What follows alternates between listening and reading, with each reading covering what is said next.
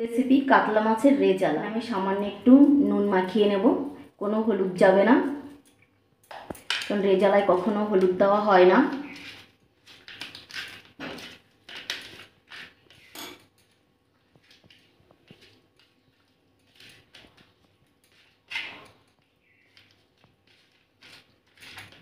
নুনটা মাখিয়ে নিয়েছি। এদিকে আমি একটু সসপ্যানে একটা জল বসিয়েছি। একটু জল আমি এখানে দুটো পেঁয়াজ কুচি নিয়েছি, পেঁয়াজটাকে সিদ্ধ করে নেব।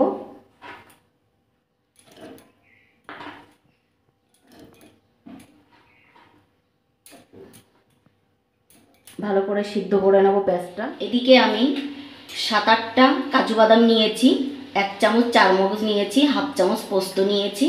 আমি মিক্সির জারে এটাকে আমি পেস্ট করে নেব। পেঁয়াজ সিদ্ধ হয়ে গেছে, পেঁয়াজটাকে আমি ঠান্ডা করে পেস্ট করে নেব। তেলটা গরম হয়ে গেছে, আমি এখন মাছগুলো হালকা করে ভেজে নেব।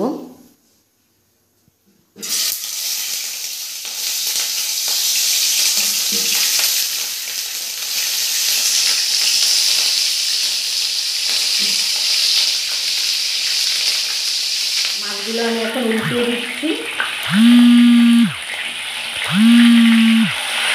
এরকম হালকা লাল হবে, হালকা, খুব কড়া ভাজা যাবে না। ওই পিঠটা আমি এরকম করে একটু হালকা ভেজে নিয়ে তুলে নেব।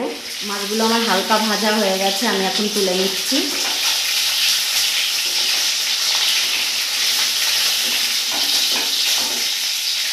এই তেলেই আমি 2টো এলাচ ছেড়ে দিচ্ছি ফাটিয়ে, 2টো লং, 1 টুকরো দারচিনি, একটু জয়ত্রী সামান্য, একদম সামান্য, আর একটু জিরা দিচ্ছি সামান্য। একটু নেড়ে নিয়ে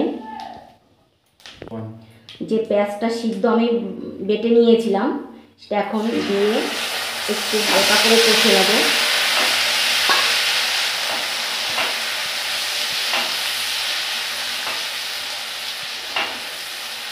হালকা করে একটু ভেজে নিয়েছি, একটু হালকা হালকা লাল লাল করে ভেজে নিয়েছি। এখানে আমি 1 চামচ আদা আর রসুন বাটা দিচ্ছি। একটু ভালো করে কষে নেব যতক্ষণ ওর কাঁচা গন্ধটা না যায়। জিরার গুঁড়ি আর একটু ভালো করে কষে নেব।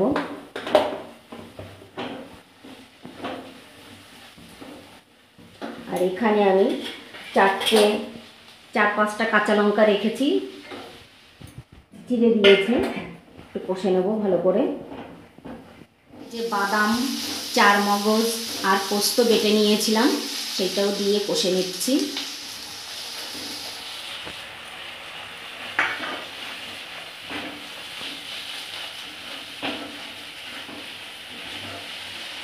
ভালো করে মশলাটা কষে নিতে হবে।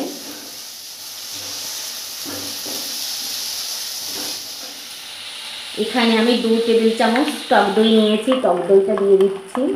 টক দইটা খুব বেশি দিতে লাগে না, একটু ভালো করে কষে নেব। আর একদম লো ফ্লেমে করতে হবে যাতে দইটা না ফেটে যায়। আর একটু নুন দিয়ে দেবো।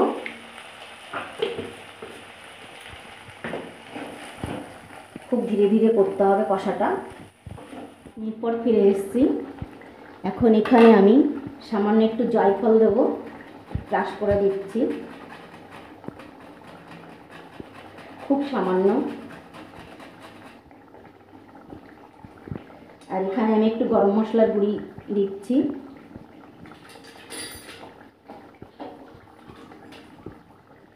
এক চামচ কেওড়া জল,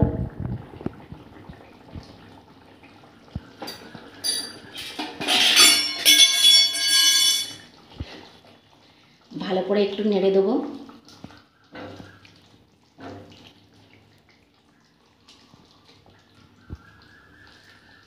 আবার 2 মিনিট ঢাকা দিয়ে রাখবো।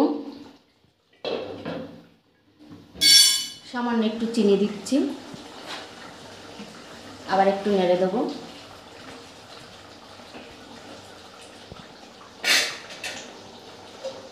2 মিনিট আবার ঢাকা। চাইলে এখানে 1 চামচ ঘি ব্যবহার করতে পারেন, তবে আরও ভালো লাগে দিলে। আমার কাছে নেই তাই আমি দিইনি। আর আমার এই রেসিপি যদি আপনাদের ভালো লেগে থাকে একটি লাইক করবেন, শেয়ার করবেন, সাবস্ক্রাইব করবেন।